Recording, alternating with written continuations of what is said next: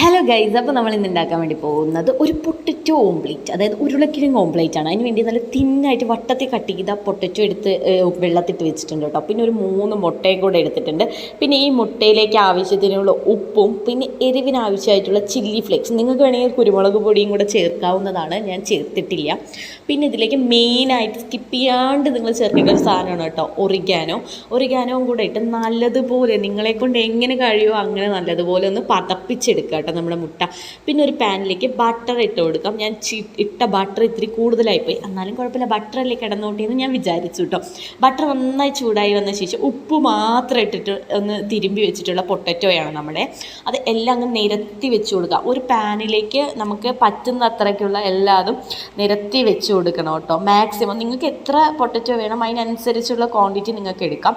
എന്നിട്ട് ഒരു side fry ആയ ശേഷം അടുത്ത സൈഡിലേക്ക് മറിച്ചിട്ട് കൊടുത്തിട്ട് എല്ലാം കൂടെ ഒന്ന് ഒതുക്കി ഒന്ന് സെറ്റാക്കി വെക്കുക കേട്ടോ. കാരണം എല്ലാം കൂടെ ഒരുമിച്ചിരിക്കണം, എന്നാലാണ് നമുക്ക് മറിച്ചിടാനൊക്കെ വളരെ എളുപ്പമാവുള്ളൂ. അതിന് ശേഷം നമ്മൾ നേരത്തെ മിക്സ് ചെയ്ത് വെച്ചിരിക്കുന്ന മുട്ടയുടെ മിക്സും കൂടെ ഇതിൻ്റെ മേലേക്ക് ഒഴിച്ചു കൊടുക്കാം. ഞാൻ എടുത്തിരിക്കുന്ന പാൻ അല്പം ചെറുതായി പോയി, എന്താ വെച്ചാൽ അതിങ്ങനെ തുളുമ്പി വരുന്നുണ്ടായിരുന്നു. വളരെ ശ്രദ്ധിച്ചാട്ടോ ഞാൻ ചെയ്തത്, പക്ഷെ എന്തായാലും നല്ല പെർഫെക്റ്റ് ആയിട്ട് തന്നെ കിട്ടി. നമുക്ക് ഇതൊന്ന് അടച്ച് വെച്ചും കൂടെ നമുക്കൊന്ന് വേവിച്ചെടുക്കാം കേട്ടോ. കാരണം കുറച്ച് ചെറിയ പാൻ ആയതുകൊണ്ട് തന്നെ നല്ല തിക്കായിട്ട് നിൽക്കുന്നുണ്ടായിരുന്നു. അപ്പോൾ ഞാനത് അടച്ചു വെച്ചിട്ടൊന്ന് വേവിച്ചെടുക്കാമെന്ന് വിചാരിച്ചു. പക്ഷെ ഞാൻ ഫസ്റ്റ് എടുത്ത അടപ്പ് വളരെ ചെറുതായിപ്പോയി, കാരണം നമ്മൾ മുട്ടയുടെ മേലെയൊക്കെ ഇങ്ങനെ വന്നു. അപ്പോൾ ഞാനത് ശരിയെന്നും പറഞ്ഞിട്ട് പിന്നെ വലിയൊരു അടപ്പെടുത്തിട്ട് അടച്ചു വെച്ചിട്ടുണ്ട് കേട്ടോ. പിന്നെ ഞാൻ ആ അടുപ്പിലൂടെ നോക്കിയപ്പോഴാണ് എന്നെ കാണുന്നത്. അപ്പോൾ ഞാൻ വേഗം മാറി നിന്നു കേട്ടോ. അങ്ങനെ അടുത്തൊരു സാഹസം എന്താണെന്ന് വെച്ചാൽ ഇത് മറിച്ചിടാനുള്ള ഇതാണ് കഴിവ്. ആ കഴിവ് എനിക്കില്ലാത്തത് കൊണ്ട് തന്നെ ഞാനതിനെ പാർട്ടാക്കിയിട്ട് മറിച്ചിട്ട് കൊടുത്തു. എങ്ങനെയായാലും നമുക്കത് കഴിച്ചാൽ മതി. കറക്റ്റ് ഇപ്പോൾ റൗണ്ടിൽ തന്നെ വേണമെന്ന് എനിക്ക് വലിയ നിർബന്ധമൊന്നുമില്ല കേട്ടോ.